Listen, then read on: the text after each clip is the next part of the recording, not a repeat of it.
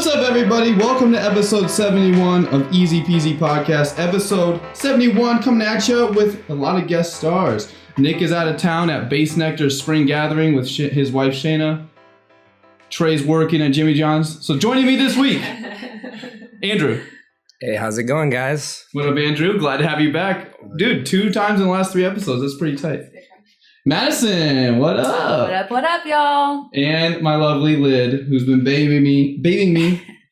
How you doing? Hey, guys. I'm doing good. Just got my wisdom teeth taken out 24 hours ago or so and feeling like absolute dog crap. But she's been making me a lot of good foods, and I'm going to be eating ice cream for the rest of the night after this. So we got a good show for you, though. We're going to be discussing all these like Me Too allegations, things stemming off from the Me Too movement with the Ren Stimpy creator, John Crick-Falusi, and Dan Schneider, the Nickelodeon all-star megastar.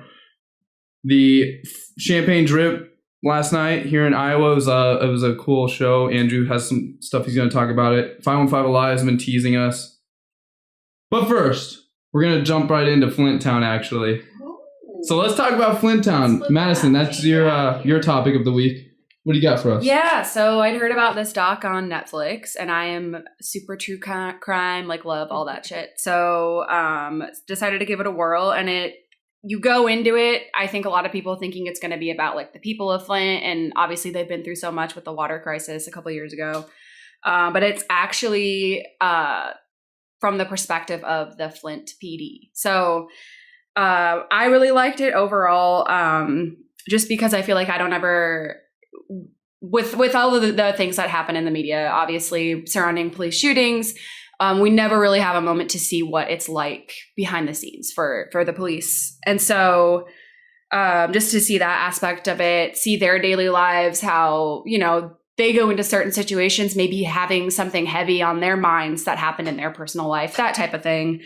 And then overall, the documentary just kind of reinforce the idea that the only way we're going to be able to move forward, I think, in this country is to build bridges between the police and the community that they work in. I think there's such a divide right now. Mm-hmm. Obviously, I'm sure, as you guys all tensions are high in Flint, right? With the whole water situation. So it's an interesting city to choose, I think. For yeah. And I mean, it's sad because they have been consistently ranked in the top 10 most violent cities in the U.S., whereas, go back decades and they were one of the most like prosperous. And so because of the, they lost the manufacturing of the cars, everything just like, went downhill. And then you have these last few years, the water crisis with the poisoning of all these people in the community, essentially because they changed where their water source. So yeah, it's a unique look into a community that's been really hurt and galvanized and how they deal with it. Yeah, awesome. Lydia is a huge fan of documentaries. Almost has a documentary on 24/7. B2b, yeah. You're going to have to explain this B2B stuff. I don't even know what it is. I don't even actually know what it so means. Like in the game, B2B with like one DJ's B2B with somebody, that means board to board. Yeah.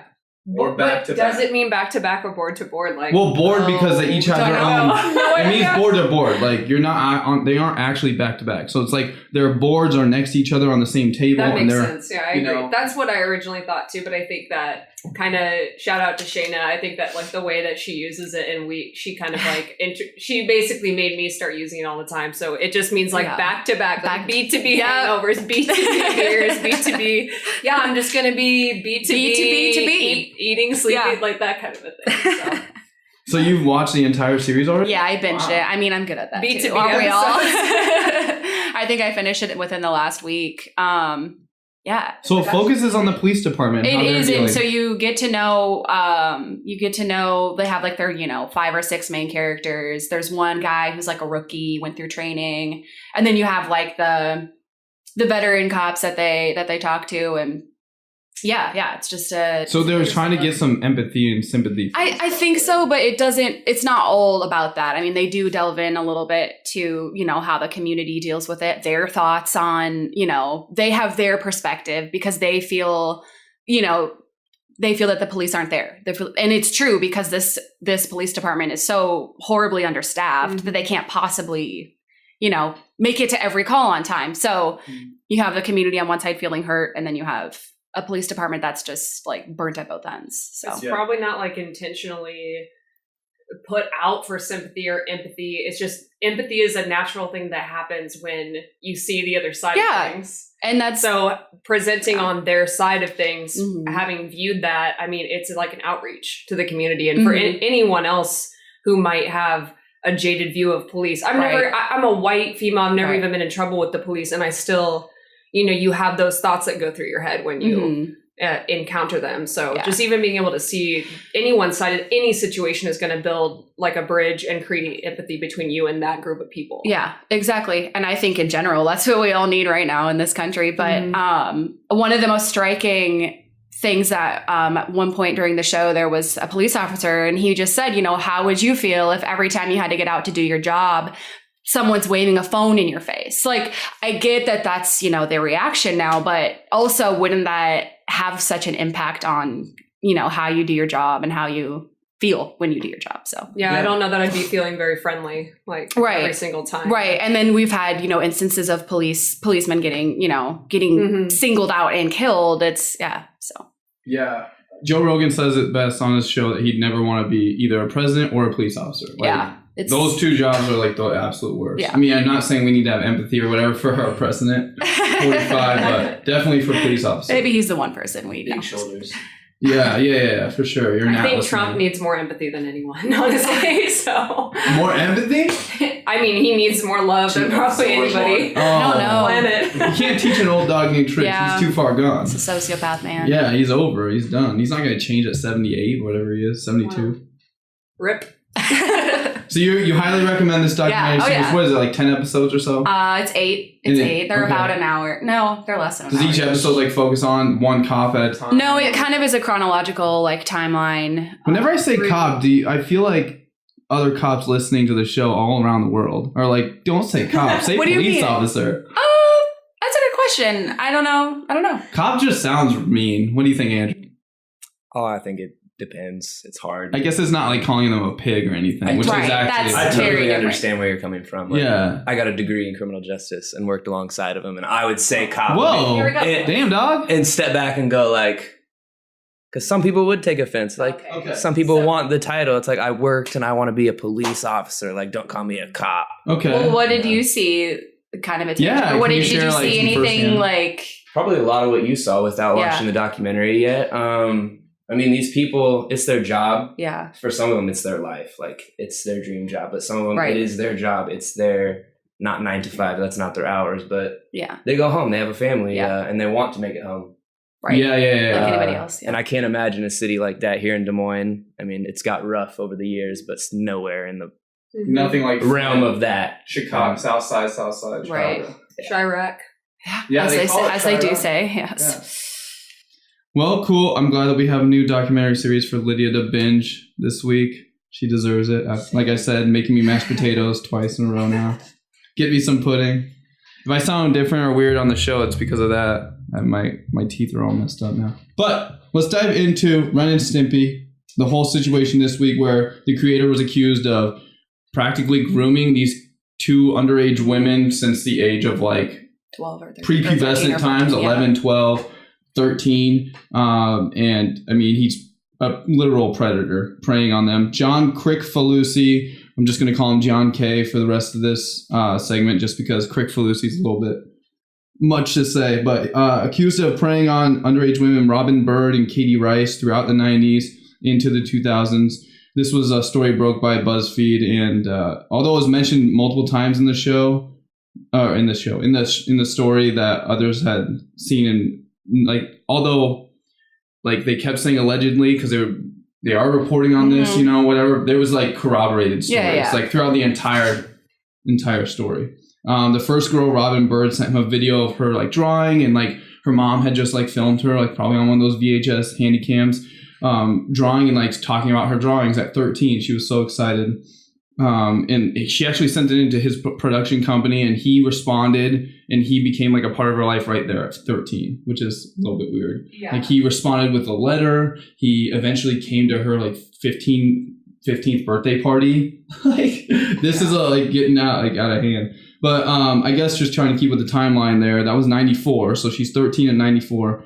when she was 16 in 97, he flew her for the second time throughout those years where they had met. He flew her to LA for the second time, where she had an internship and was living in his house as his in-house like girlfriend. Yeah, at the age of like 16. Summer internship, grooming this girl from the age of 13. And it was like a well-known. So it was, super well known. With the staff, right? That he just like had this young girlfriend. 16-year-old. It was like an open secret, essentially, at Spumco, which is the Ren and Stimpy production company. Yeah, he attended both girls, like a birthday party for both girls before they were 18, which is very weird. Mm-hmm. Gross. There's like picture evidence too. This is like photograph proof and witness corroborating the whole story, the entire thing, the whole timeline here. Huge story broke by BuzzFeed. So right off the bat, that's just one girl. And then after a while, I mean, she kind of like was realizing what he's doing to her. Later in the early 2000s, he had, throughout the time with that one girl, Robin Bird, he was also grooming another girl to like, and I don't know why I keep saying grooming. I don't know what other word is. That is the term. It was. It just sounds so gross. Yeah, like it is. It's really nasty. Yeah, he's like, he's working on two girls at the same time simultaneously. B2B. Oh, God. Here we go. B2B is the episode. B2B pedophilia. Yeah, he's just like dual grooming two young women like to become his like young underage girlfriends. It's just so gross. And by the time she was 16, Robin Bird, he was 41. So there's a 25-year age difference right there. Just absolutely disgusting. Okay, so early 2000s, in 2000, I should say, Bird and Crick Falusi briefly broke up. He brought in that Katie Rice girl, second young underage girl. She was born like a year after her, so just think of them as almost the same age throughout this whole story.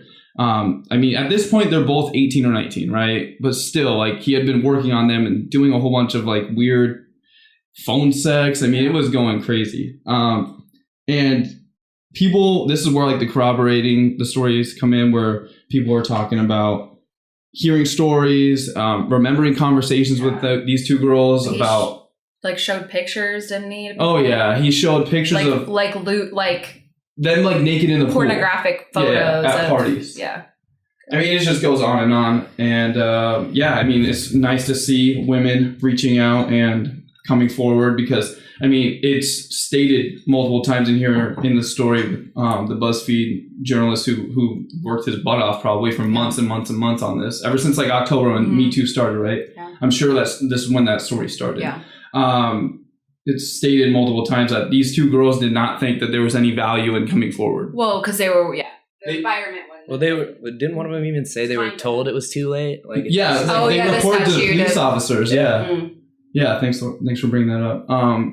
So what are you guys' thoughts on this? I mean, this guy is like well known in the animation industry as like a god. Ren and Stimpy was huge. And I suppose you could kind of make a Harvey Weinstein like parallel, where it's like people within the industry knew that it was going on, sort of thing. But obviously until it was like public knowledge, no one was really outraged, and nothing really like happened. Because I'm sure like didn't Nickelodeon like took his picture down, and I'm sure there's going to be So the morning that this story broke this last week, Nickelodeon, it was reported some mole inside Nickelodeon told BuzzFeed they took down his portrait. So there's clearly like there's some truth here. I mean, obviously, this one has actual photograph truth and tons of stories corroborated. Diaries. Both these girls kept diaries. Yeah. They printed off emails. He sent them emails, and the story where he like with Katie Rice, where he was on the phone with her when she was 14, where he was trying to get her to say like nasty things like phone sex with a 14-year-old. Yeah. I think she was actually 16 at that time, but she had told a high school friend at that time. BuzzFeed was so like thorough and diligent with their stories, which I've always respected them for that. I mean, they have those like top 10 Harry Potter, you're this character, but they do that to fund these. Their like investigative crazy reporting has been like off the charts. Totally. Yeah. Anyway, so what I'm getting with that is that her high school friend at the time, who she told like that, they talked to her, and she said, she was talking about the phone sex and the masturbating thing, where he was trying to get her to say these nasty things. Yeah, it's just insane. Lydia, what do you have something to say? I was just wondering where they were residing at the time, like what state and what's the age of consent in that state. Totally. So Robin Bird was in Arizona, and the age of consent, he's in LA, of course, huge production companies out there. And the age of consent in California throughout this whole entire situation was 18. So the 16-year-old, like in Iowa, it's 16. That's a great point to bring up. In Iowa, it's 16, right? Mm-hmm. I guess I don't know. I'm you know me, I'm devil's advocate here. So I just was wondering that because pedophilia is really defined as being attracted to anyone that's below puberty. So although we may socially say that like dating a 16-year-old as an old man basically is creepy, gross, whatever, it's not really pedophilia because technically, because the condition of pedophilia is being attracted to someone basically when there's, rational reason why you would be, right? So if she was 16 and the age of consent and she was residing in California and they started up a relationship at 16, I would be less inclined to like probably focus on it as like too major of an issue. Although I personally don't really think that would be my choice as a 40-year-old man to be dating a 16-year-old. You know, that's just kind of where I'm getting. But that's not really how it happened. I mean, they made. Oh, okay, yeah, okay. So that's what I'm hearing is like he was grooming her before she wasn't even in his state of residency. He was attracted to her before. Watched a whole documentary on age gap love. It's real. Yeah. It's real. But, so I think a 40 and 67-year-old even is like not that near as bad, right? You're brain's fully formed. Definitely. You went through a ton of like different life events. Your parents, most likely at 40, who knows? Your parents could have died. Yeah. You could have lost best friends. You could have been in a whole relationship and marriage and divorce by 40. You know, so much more could have happened to you to where like you become like an adult and you learn from experiences. 16, 18 even. The older I get, the farther I get from 18, the more I think of an 18-year-old, a 22-year-old even is just a freaking child, you know? 22, of course, is I think you could date a 70-year-old if you want as a 22-year-old. I mean, your brain's not fully formed, but it's nowhere near like a 16 or 41-year-old. Yeah. Oh, I definitely agree. I'm just kind of speaking from more of a realm of just like legality and trying to understand someone's mind, what would even make them attracted to a 16-year-old and like just acknowledging the fact that, well, you know, people have gone through puberty at that point and would be understandable where you could maybe find someone physically attractive like after a certain point. And anywhere below that is like, like definitely a psychological disorder versus just maybe poor judgment. Yeah, so as I read through the whole BuzzFeed thing, they started focusing more on not only his relationship with these two poor girls, Robin Bird again, Katie Rice. I just want to say their names because they are the victims. It starts focusing on like him as a human being. Like they got statements from the lawyers, even his lawyers. I don't know. He might have a team of lawyers for all I know. They stated that he was going through a lot. Ren Stimpy had gotten canceled in 92. So it was just, they're trying to show like he was going through a lot. He did admit on multiple DVD box sets for Ren and Stimpy that he was dating a 16-year-old. And what do you know? They both worked for him. I think he was more referring to Katie Rice when in that box set, like special features. Like he was joking about how he was dating a 16-year-old at the time that worked for him. And yeah, I just think that they did a good job, like giving you the facts, giving you the stories and the photographs even, which is kind of weird. Not like the nude, gross ones, of course, but they give you like the graphic evidence of like him being at both girls' 15th birthday party. That is insane, right? And then they go into more of Crick Falusi, John K., how people had seen naked child porn on his computer. Past girlfriends, other people, some people wanting to be anonymous, talking about how he had child porn on his computer. So this is clearly somebody that's been damaged. I mean, if you watch Ren and Stimpy, a lot of it makes sense. Like there's a lot of alluding to like sexual innuendos and all that kind of thing. I was gonna say this is like when I was reading this too, it's like the case of, you know, looking back on somebody's art or whatever after having learned something and looking at it in a different light, like, oh, that's kind of fucked up type of thing, which isn't always the case with these situations. You know, some people, you know, still want to go back and watch, you know, whoever's movies because they love them. But it's a running theme for this season of EZPZ Podcast, really, because we broke out the second season here with brand new that whole situation. Then we got a couple other ones in between. I can't even think of them. Did off you the top of guys my talk head. about That's Sick? I'm assuming you did. Yeah. So on St. Patty's Day, Andrew was on that episode with me and Nick and I, and we talked about Dad's Sick, and now we got this. Ren Stimpy means nothing to me compared to Brand New, right? Like Brand New I've been a huge fan since probably Deja.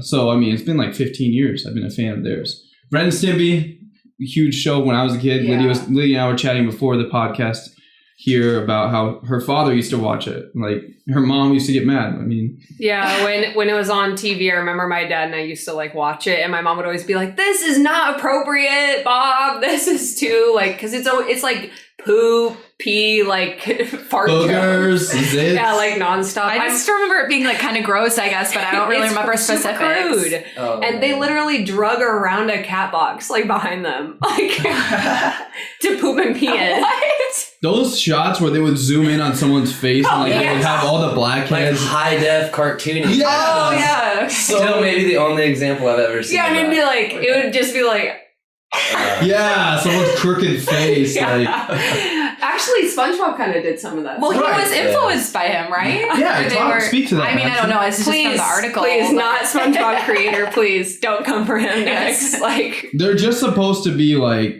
I mean, the BuzzFeed article again does a great job with. And I should get this guy's name and give him or her a shout out because she did such a phenomenal job. But they do state in here that, I mean, Ren Stimpy played a huge role in influencing SpongeBob creators and other Nickelodeon shows. I mean, other animation. So, like, break even, like, was it worth it? Ariane, how do you say that? Lang? I can't see from Ariane. What? Those are your glasses. Wearing Speaking of glasses, I'm getting glasses soon. I can't wait. Ariane Lang. Ariane Lang. Okay, well, you did a wonderful job there. Speaking of crazy, gross people, we're going to dive a little bit into, because this is a whole entire odyssey spanning, I mean, this guy, John Crickfaluzzi, is disgusting as hell, but there is a bigger beast out there, a more disgusting human being, Dan Schneider, huge Nickelodeon star. I mean, he was huge in the 80s, doing a whole bunch of shows for Nickelodeon. What's it called? Better Off Dead, other shows like that. And then he became a producer. He actually was the guy that developed, and I'll actually let Andrew speak to this. Looks like you got some notes on this one. I got a little bit. All right, cool. No, yeah, I mean, the first article I read, they were just talking about how Viacom is just shaking things up, if you will, to try to push ratings. I mean, I think all TV ratings are not doing well right now with except for Roseanne. Yeah, Roseanne. But I mean, they talked about how they're letting him go, like splitting and everything, and ends up that he's getting a big settlement, like $7 million, like to walk away. And it kind of, that article made it kind of seem good. Like they thanked him, he thanked them. It was a good partnership. Totally. And then here I click on the next article and it's like, okay, tons have changed. Like, why do you get this money? Right. And then all these allegations, and not even allegations. I mean, he's doing sick sexual innuendos. Yeah. I mean, in kids' cartoons, for kids, with kids, about kids. And it's not even adult humor. It's like it's just fetish style humor, and it's disgusting. So this is the creator, Dan Schneider. Like I said, he was in those 80 shows, and then he became the creator of all that. Became the creator of Drake and Josh, iCarly, Zoe 101. I mean, the list goes on and on. He's pretty much the biggest hit maker in Nickelodeon's recent days. There's a huge story on Twitter right now, a huge thread, I should say, that has. Yep. Literally, this is all the way back to September. So we're talking, this is Me Too movement spillage from, I mean, all the way back in September. There's been allegations, there's been forums, there's 4chan forums, there's a whole bunch of forums on this voat.net, which is like a Reddit looking like site. They have tons of forums on him, and all the way back in like the mid 2000s of him doing gross things, having photographs of him like in a hot tub with Amanda Bynes. I mean, it literally goes on and on. Oh yeah, he was creator in Amanda Bynes' show, which was a huge TV show for me as a kid. Maybe it's no wonder. I mean, obviously her fame had a lot to do with her like breakdown, but like maybe there's more to it. Like maybe she experienced some shit. Who knows? I don't want to be like a Hollywood rag, you know, like I want this discussion to be like turned into that like a rumor thing, like what Us Weekly or whatever the heck is on those rag shelves right in the Walmart checkout. But there's like allegations and conspiracies out there that he like raped Ariana Grande, he raped Amanda Bynes, he's raped Cosgrove, what's her name? Miranda Cosgrove. Like it's insane. It goes on and on. So like I said, this Twitter thread, it's just a ton of these gifs from the actual show, from outtakes from the actual show. Like this is an outtake of like Ariana Grande putting water on herself while she's laying on her back on a bed. Like then there's like drunk. She's supposed to be drunk here in the back. Is that Miranda Cosgrove? No, Miranda Cosgrove is like Burnett. Okay, yeah. And it just goes on and on. There's a GIF on here of Ariana Grande crawling on a desk or a table, like on her hands and knees towards somebody, like sexually. I mean, there's the whole foot thing with Dan Schneider, like being into feet. Too far. There's this kid in this show putting ketchup on these kids' feet. I actually do remember that episode. I think that's iCarly, straight up. So it just goes on and on. I mean, the Me Too spillage, we're in a post-Me Too world. We're in a post-Parkland world. We're going to keep reporting and bringing it to you here on EZPZ Podcast with all this kind of discussion. So I guess I just want to hear what you guys think. I mean, who's next, right? Like, I mean, who knows? Like, it could be.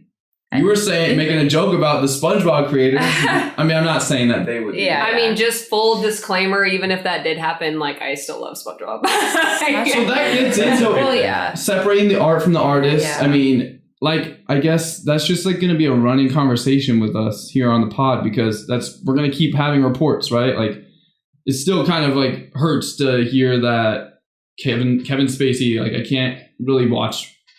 I think there's a big difference between, though, like a show, a band, or like an actor. Totally. So like if the person behind a show, now these are a little bit excusable, like are rather different, because these are literally like creepy scenes and stuff, like blatant things, and some of the, like iCarly and so forth. That's kind of what we're looking at on the screen here. But when you're like, let's just use SpongeBob or Ren and Stimpy as an example. Okay. So like if you were a diehard Ren and Stimpy fan, then you found this out, like, do you have to say, I hate Ren and Stimpy, blah, blah, blah. I think that's a little bit different than like Brand New, for example, because when Brand New's on stage, and if this guy's the front man's a creep, that's his band, his words, his passion, like his inner being exposed, like on this stage that you're basically at the altar worshiping. Right. And if he's a creep, and you're there worshiping at the altar of some total creep, what does that that's say? A little bit more controversial to me. That's more like maybe you should consider dumping that band. But when it's a show like Ren and Stimpy, where it's just the creator of it, and there's the hordes of other people involved in the creation of that art, and it just was kind of conceptually his, then there's so much distance between that and the end product that I'm not going to fault someone for continuing to enjoy that. That's a good point. And I think, and I haven't really heard that being like that point being made in particular, which I think is really interesting. It's a unique perspective. But I think it all comes down to your personal, like, if you want to make a moral decision to watch or not watch, listen or not listen. I mean, that is ultimately up to your own individual choice. So it's I totally agree.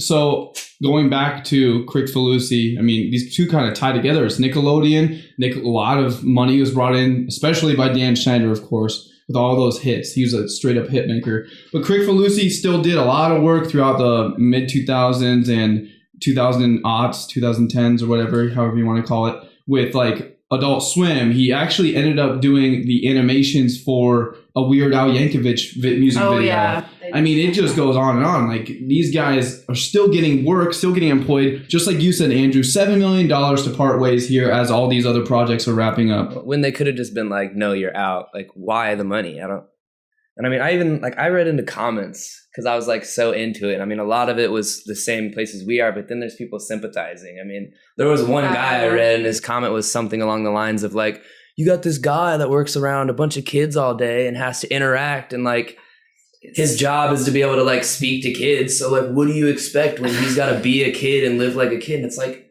no, just because you act 14, like just if I acted like I was an old man, I shouldn't go live in a nursing home. It's like no, it's like, what are you talking about? Like, be immature all you want, but you're not gonna victimize these people, right? Yeah, like for your own.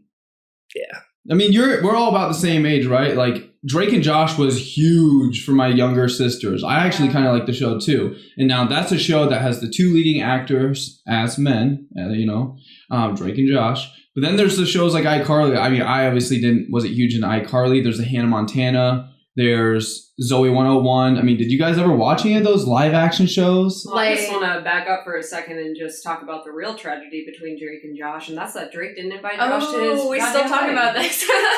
What happened? Last year, it was like a whole like brouhaha. I think it was a couple years ago now. Oh, wasn't it? Shit, probably. They were like doing vlogs talking about it or something. I remember seeing. There was a tweet. It was just like, "You hurt me, brother." Maybe it was all like, it could have just been a complete fabricated. I just remember like in the public spectrum, everyone being like, "Oh my god, I can't believe he did him like that." There wasn't like there was memes like. Were you guys done watching Nickelodeon then by like the mid 2000s? I didn't have cable growing up, okay. So I watched all my cable at Becca's. Okay. So probably saw like some of those shows. What about you, Andrew? I aged out for sure. I mean, as soon as it went all cartoons, and then like everybody's seen it. I mean, shows on TV now for kids, like they're weird. Yeah. And I went back, like I loved Rugrats growing up for like a crazy example. I went back and tried to watch that, and it's like, it's kind of weird. It's creepy. Yeah, there's some weird things going on. Like I'm picking up on stuff now that I never. And that's the brilliance in a way for cartoons, right? Like your parent can be in the background. Now they're on their phone. They're not reading a magazine or something. While the kids are like watching the TV in the living room. Like that's the brilliance with SpongeBob in a lot of ways. There's a lot of jokes and stuff, innuendo. Yeah. And maybe it doesn't have to be a sexual innuendo, right? It can be, it can be other things. But I was huge in Cartoon Network throughout the 90s. Like I was not anti-Nickelodeon, but I was more Cartoon Network. And then it went into like, what's pre-Adult Swim? Wasn't that like Toonami? Yeah, Toonami. So like I would stay up till like midnight watching Cartoon Network and obviously wrestling on Mondays. But I don't. Besides like my sisters, they were huge in the Disney Network and Nickelodeon throughout like the mid 2000s. But I was like watching VH1 at that time or like MTV. TRL, Road Rules. Were they supposed to bring back TRL? I heard they did, and it like did horrible. Oh, yeah. Speaking of shows though that have done really well lately, the premiere this week on what was it, FX or Roseanne? ABC? ABC. So Channel 5 here in Des Moines, Iowa. Madison, can you speak towards the Roseanne show? Yeah, I was just really like intrigued hearing all the like press leading up to it because I was like, oh yeah, Roseanne, I guess I did kind of watch that growing up. Like it was, it finished in like 1999 or something. And so I was like, oh, that's really interesting. They're redoing it. Like, okay. And then it came out and the next day and the following days, every time I would like go check the news or whatever, there was a new think piece on Roseanne, which it's just the liberals are getting bored. Anyway, it comes back to this. Roseanne Barr in recent years has become outspoken, like super huge Trump supporter, very conservative, which fine, but she's done a few very questionable things. Put it that way. And so, yeah, you have some of these like an author I really like, Roxane Gay, wrote one for the New York Times that was like, this again goes back to wrestling with this. You have this person who has, demeaned a lot of people, said some really shady things. And then do you go and watch the show because it's nostalgic and you want to see what, do you want to support that? So most of them were saying, no, not going to be continuing to watch the show because of the things she's done. I mean, I personally don't really care. I don't have like an investment in the show by any means. Maybe I'll watch an episode, but yeah, it's just interesting that. And then, the ratings it got were like insane. 16.6 million at the start of the show, and I think it was closer to 18 at the end. They did two premieres. So they had the first premiere that was 16, and then the like 8 p.m. one was like even higher, which is like unheard of. Right. So yeah, just interesting for network television when we're seeing so many like shows struggle. Yeah, for I guess numbers comparison, one of the biggest shows in the last few years, of course, Game of Thrones, but they're not really on a network. It would be AMC's The Walking Dead, which is 6 million to 12 million. Like it spanned closer to 15 even at like those peak seasons of season 4, 5, 6 ish. Now it's like way lower. Now they're in like season 20. And yeah. But I mean, just that comparison right there. I mean, I know AMC is a cable channel here, at least in Des Moines. ABC is just, you can get that with bunny ears or digitally now. But that's crazy.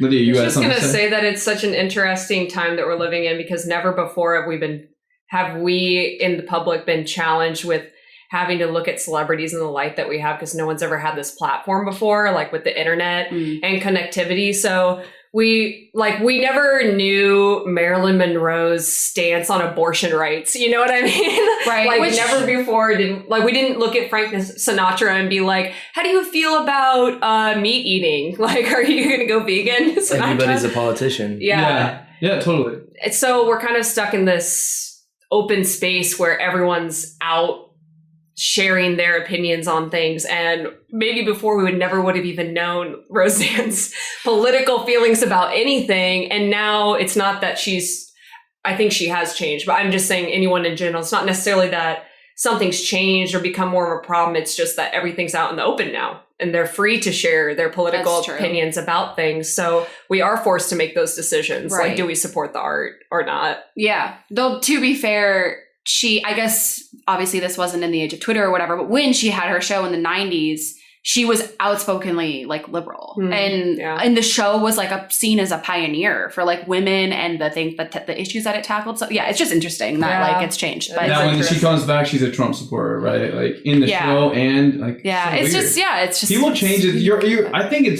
I don't think people should not have the ability to change their opinion. I totally don't. I think that you should be able to evolve as a human being, and doesn't mean like 25 years from now I'm going to look back and think Trump was the god or like a god president or whatever. But just to go jumping off of what you just said, Lydia, if Frank Sinatra was out like still alive and he was outspoken on Twitter through an assistant or something, because they could probably barely type. But if he was outspoken Trump supporter, I mean, the far left would just like completely write off his entire legacy if he just said one tweet that he was a Trump supporter these days, right? Like, so that's why I don't really I don't really like that. Like, somebody can't just have one viewpoint, like, or even if he just said that he doesn't believe in any abortions at all, the far left, or even vice versa, he believes that you should have an abortion up to 12 weeks or whatever, something crazy, obviously. The far right would go loony. Like, it's just people write people off for one opinion on one thing, which I don't think. I think that's just a little bit ridiculous. But sometimes it goes beyond an opinion. I mean, you also have people saying really disparaging, really bad things about people that are just frankly blatantly racist. And so it is like, where do you draw the line? Right. Because sure, have an outspoken opinion, that's fine. But like when you're saying demeaning things about people, and I think you're not handling it like maturely. Yeah. Or like you're funding some sort of like crazy hate group behind the scenes. It comes out. Obviously, I think you should attack like their entire character at that point. But for somebody I think all women should have a choice. I'm pro-choice. But I'm not going to like, if let's say the lead singer of Every Time I Die comes out and says he's pro-life, I'm not going to like hate like on him for his own opinion, right? Like, to me, and we've sort of had these discussions, I think ultimately you have your own opinion about it. Everyone's going to think what they think. It's really hard to have you change your mind about that topic. It's everybody's private decision. You don't have a right to say what another person should do. Right. That's what's awesome about this country. You can express, even if you are a part of the KKK and you hate black people for their color of their skin or like the most ridiculous things, right? Like no one in this room even is remotely close to a thought and like saying that. But you should have the freedom to be able to say that. That's liberty. Justice for all, whatever. I'm sure that Madison would agree with me, though. What do you mean? I think you should be able to just say that you hate black people, like out in the open on the curb, or that God hates blah. You know, I'm not even gonna say the F word, not fuck, but the other F word. But God hates them. Okay. Yeah, unfortunately, that's like some of the things you do have to tolerate when you're living in a society that is upholding free speech. But I mean, I'm definitely not in support of any of that, and nor is anyone in this room. Right. No. But this could open up a whole huge discussion. But I think a lot of people would agree that that's just an unfortunate thing, is sometimes you have to witness those types of speech that is just disgusting to you. But frankly, that helps. I mean, keeping it an open spectrum and allowing that to at least take place is also protecting the rights of in many ways, people that otherwise wouldn't have a platform, I think is what you're trying to say. Yes, that is where I do and always have drawn the line on free speech is know what you're talking about. Most people are like, free speech, I can say whatever I want, and then they just vomit at the mouth. Yeah. Whether it be racist or just know what you're talking about. Because like anything, and like we've heard this put into different words all the time, like if you had more knowledge on something, like if you knew more about people or you knew their perspective, like back to the Flint thing, like if you had everybody's perspective, like you might not be saying that. Right. Like don't be ignorant on a topic. Like, I mean, who was the first black kid that got murdered for Skittles in his pocket? Was it Trayvon Martin? Trayvon Martin. Sorry, I can't believe I forgot that name. But when I first heard that, I was like, at that point in time, I mean, was that 4 or 5 years ago now? Even more, maybe. I don't even know. Right. Like, because there seems to be like so many like shooting, deaths by police. But anyway, I was like anti-police right there. But then you hear like other people's opinions, just like you were saying. And I know Lydia and Madison mentioned at the top of the hour, but other people will express or share their stories as a police officer. I think watching Cops was growing up that helped see, I mean, a good way as a kid to see like that job's not for me, right? Like when you're growing up as a young boy, you're a firefighter. You want to be a firefighter. You want to be a police officer. You want to be an astronaut. You want to be something like that. Football player, baseball player.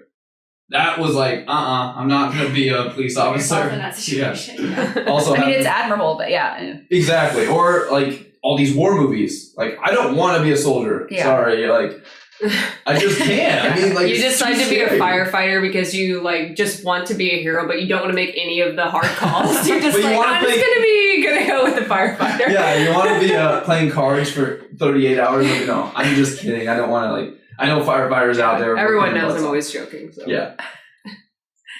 Andrew, you got a lot to speak about the show last night. Oh yeah, champagne drip. Why don't you? Yeah, let's lighten it up. Let's champagne drip. Let your hair down. Let's talk about something. It's getting a little bit stuffy in this room, and that's because we're talking about some crazy stuff. But we want to end the podcast with more fun topic. Yeah. I was a little worried about April with not a lot of concerts and stuff on the horizon as far as in town here in Des Moines.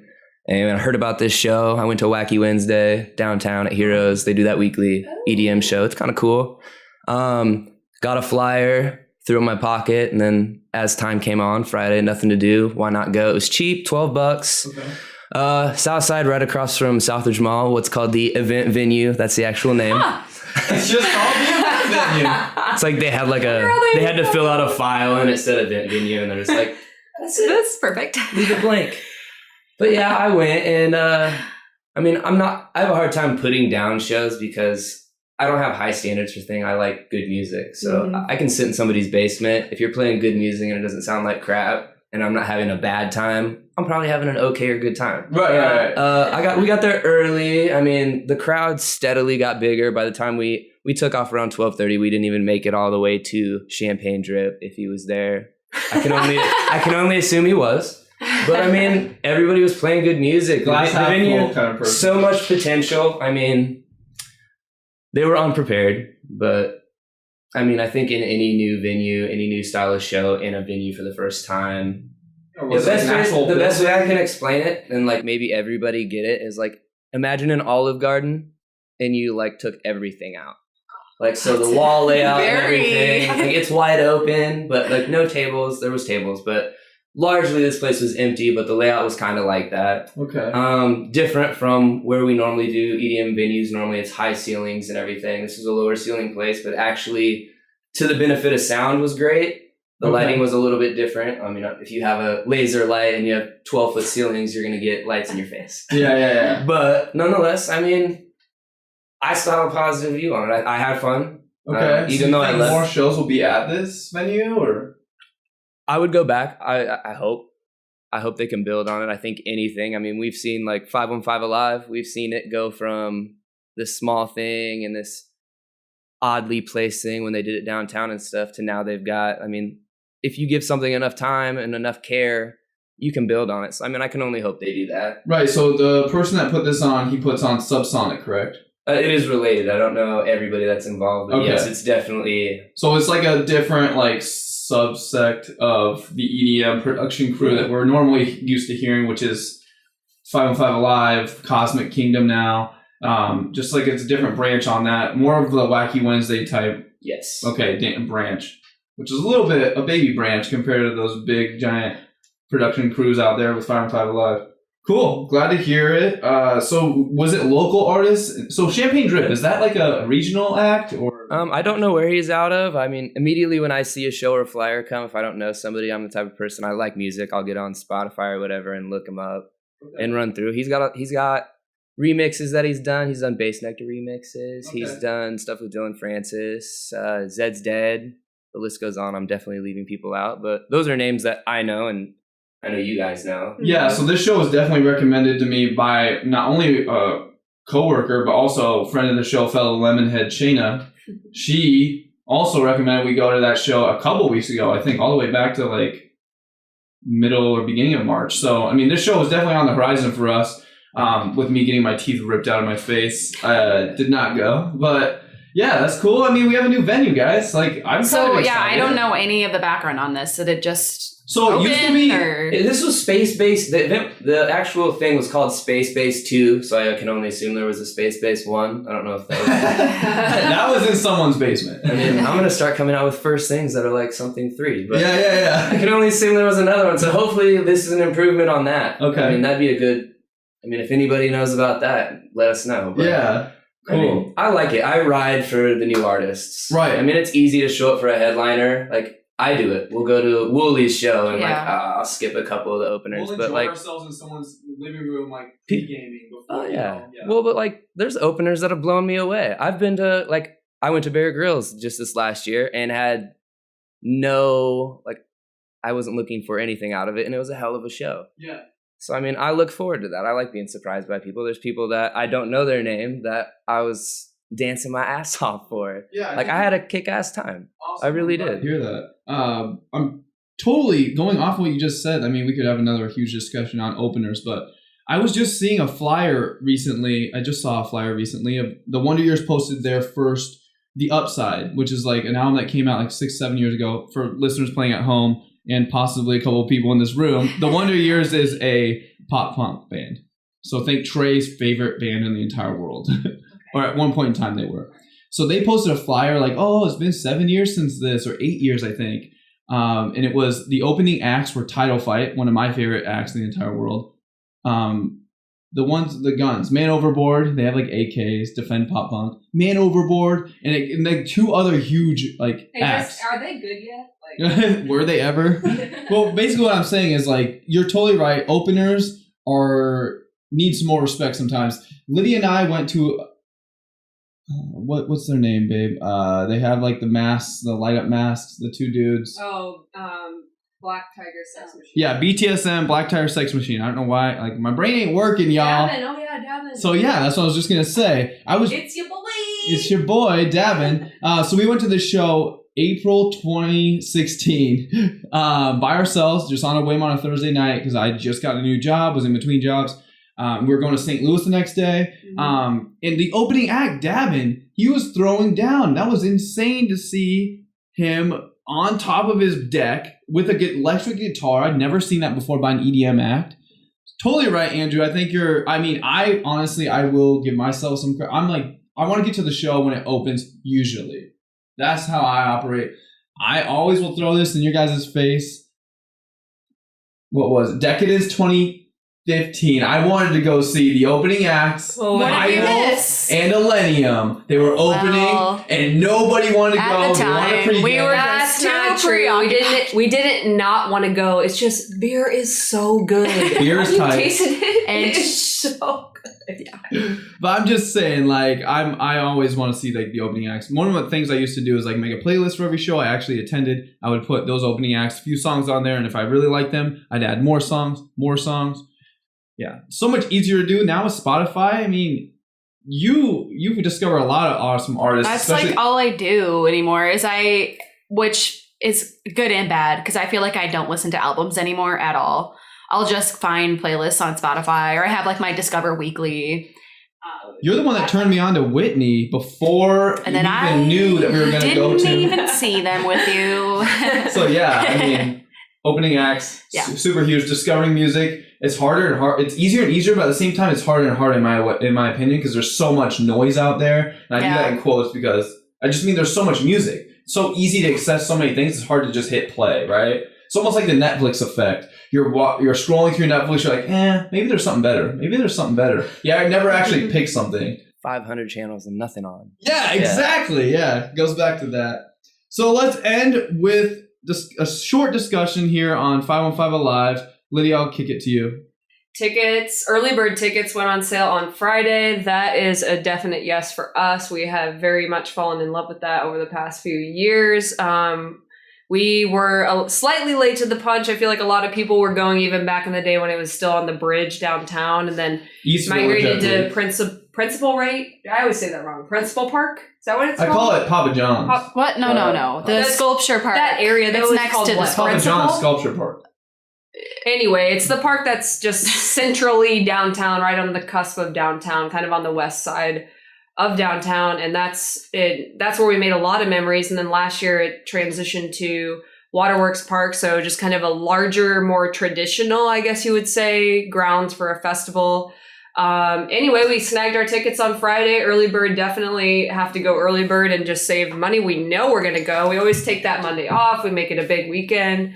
We're really excited, but we're just anxiously awaiting some clues or even some of the lineup. I think every year it gets bigger and better. I'm always impressed with the acts that come over these past couple of years. And like I said, bigger and better. Like every year they're stepping a tier up. So I'm like, who is it going to be this year? Like, who do we think? Like, what are the rumors? Has anyone looked at like their favorite artists? Like what I'll do is look at like the Facebook, their Facebook shows and see who's free that weekend. And then you can kind of start. Another thing you can do is look and see who's playing one music festival in the Midwest that does usually get over double booked, or even one music festival and then 2 days off. 2 days off is huge because then they can fly them in the next day. That person just did two, like they flew to one, then they flew to another. Like R.L. Grime will fly and do like 5 shows in 2 or 3 days.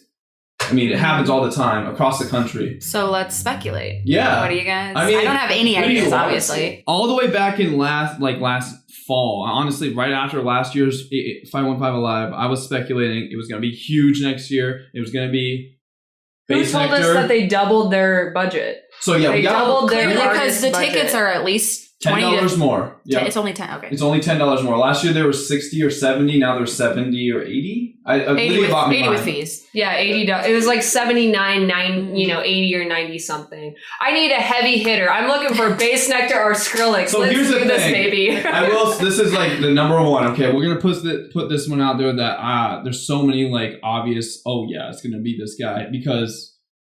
Just the way 515 Alive has developed and become a thing. This is the 16th year 515 Alive is going on. So think about that. 2002, like that's insane. Grassroots started from nothing on a bridge. Started from the bottom. Slowly turned into something else, into the Sculpture Park area where we have 80-35 each year. Then it went to Waterworks, which can fit an astronomical amount more like people, things.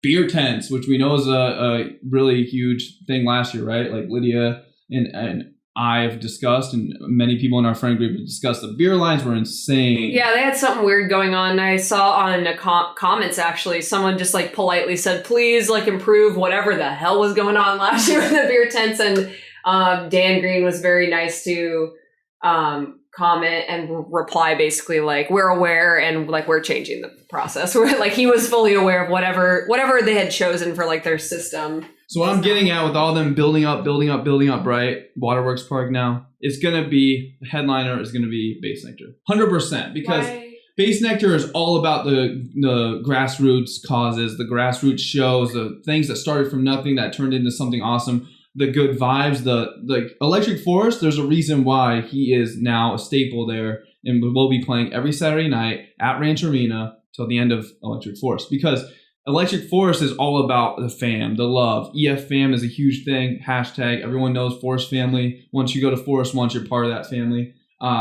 That's what I love about Bass Nectar. I mean, he's always operated on those kinds of principles. Like he likes to work with people that started from nothing, like these music festivals, these shows, these venues that started from nothing or whatever. So with that being said, I think Bass Nectar is going to be headlining 100%. Let me say two more things and I'm going to kick it to you guys to hear you guys.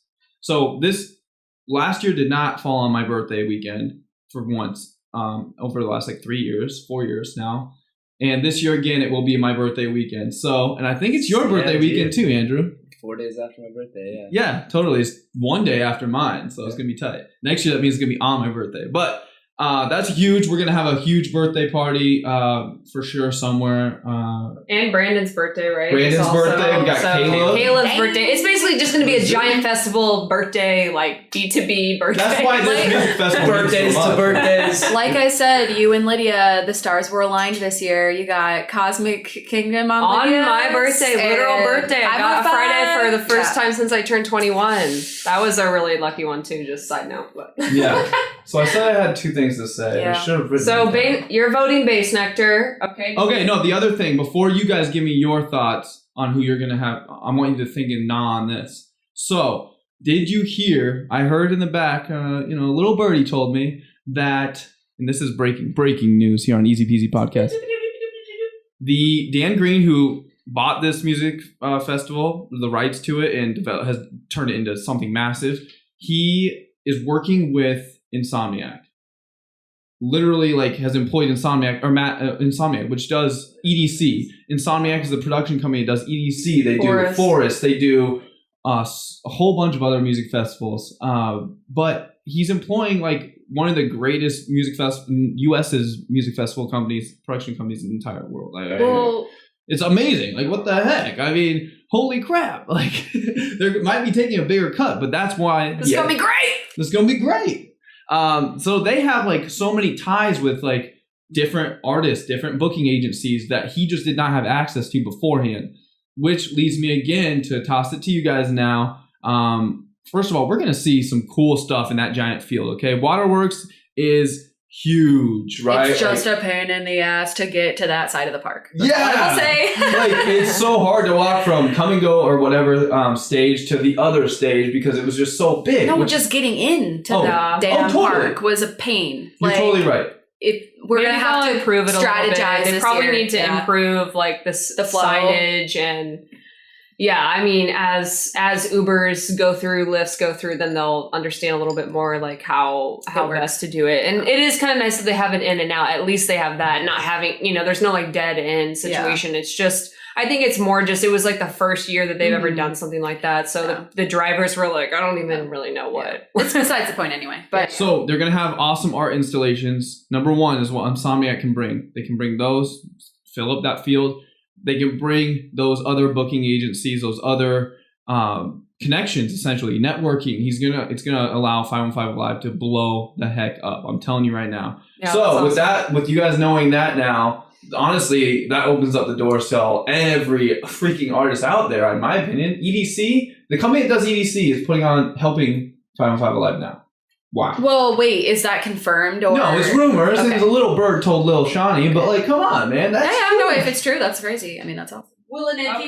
Always good to speculate. Yeah. So I'm gonna toss it to you, Andrew. Do you have any idea? Oh, do I have any idea? No. I mean, I hope you're right because obviously, we've seen flyers, top tier. If we're talking Bass Nectar, he would be a headliner, top tier. It opens up your middle tier and your second tier. I mean, you can have a huge artist that's down here now. I'd love to see Grizz again. I don't know I mean, I love Grizz. Amazing. I can't get away from it. There's no other words for it. I'd love to see him come back. I don't know if he's going to do a repeat or not. Wouldn't that be cool if Grizz became like what Bass Nectar is to That would Forest? be I'd be fine with that. I'd be super fine with that. I mean, I think it'd be cool. Like Skrillex, I heard you guys say earlier. I mean, I'm not big on his music, huge. I think it'd be cool if like an Aoki would come. I mean, come throw a cake in the crowd, man. Yeah. Like, it's just that is the kind of vibe. You need stuff like that. Yeah. Sorry. No, you didn't.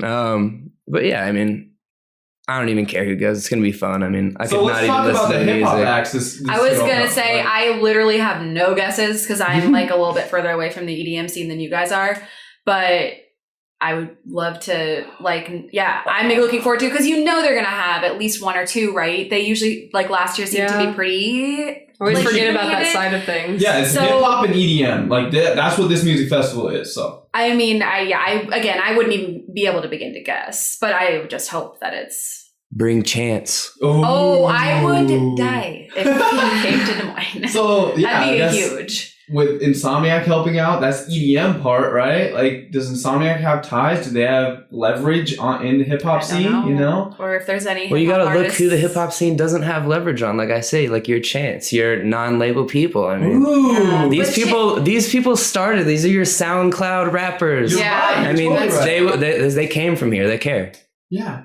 Yeah. I'm not trying to make $160 a ticket for you to see me. Like, I'll come for free. Like, not for free, but go play free shows. Just in dimes on the dollar. Yeah, Lydia, what about you? You got an act or two for us? I'm just the type of person who's just going to throw out like what I want and not necessarily things that I could think would be realistic. I don't necessarily need to see Big G again, but I could see a Big G. They haven't been here. Well, they are on the festival circuit. Real quick, they just were here for Halloween. Which, if you do know how things operate around here in Des Moines, it's uncommon for... Right, so he's built a relationship with them now. Exactly. So it could be a Big G.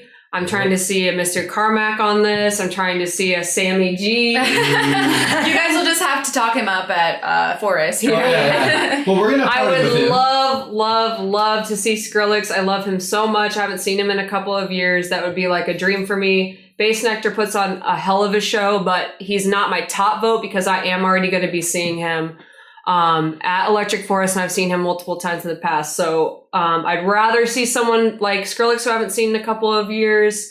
Could be an Millennium. That type of a level would be awesome. I could see BTSM coming back.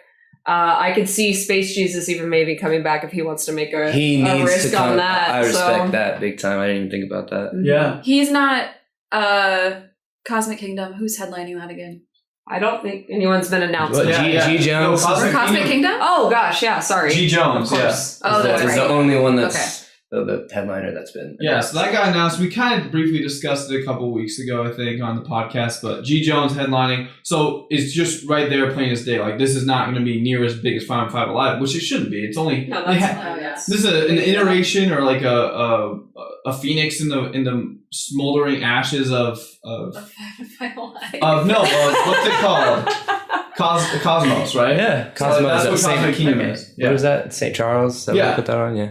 Well, the point is that we have an amazing festival season that is about to blossom, and I'm really excited to see who's going to be at 515 Alive. It's going to, I can't say that enough. Gets what bigger, I do love bigger about every year. Sorry, yeah, you're totally right. I'm interrupting you. Like, I've probably been interrupting a little too much this episode, but what I will say is that I do love, they are EDM, hard EDM, right? Like last year we had Nightmare. Yeah. Last year. Excision. That's hard, dirty, grimy EDM, right? A little too much for me personally, but I can respect it. And I can party to it, that's for sure.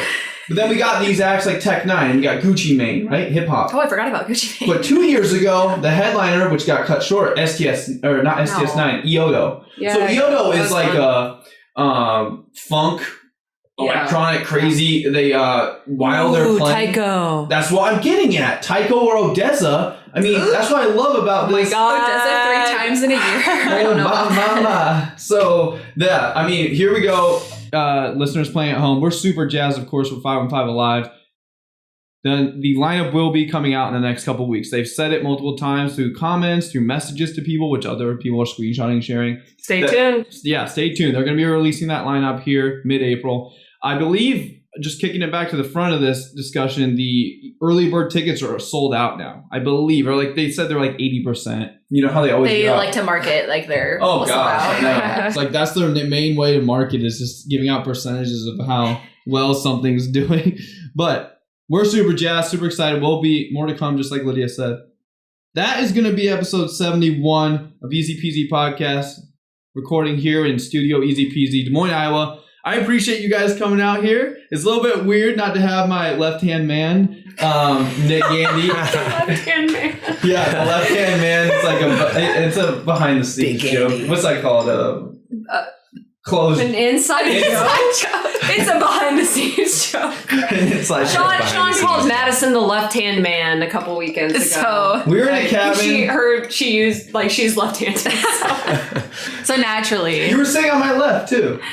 There you go. Yeah. There you have it. So I'm super jazzed. Like we could have this podcast, even though I got my bones ripped out of my face yesterday. And Nick's out and Trey's out. I'm glad. Thank you so much, Andrew and Madison, for coming on. Lydia, of course, for taking care of me and being on the show too. Tell them doodly to you. Where can they find you on the internets, Andrew?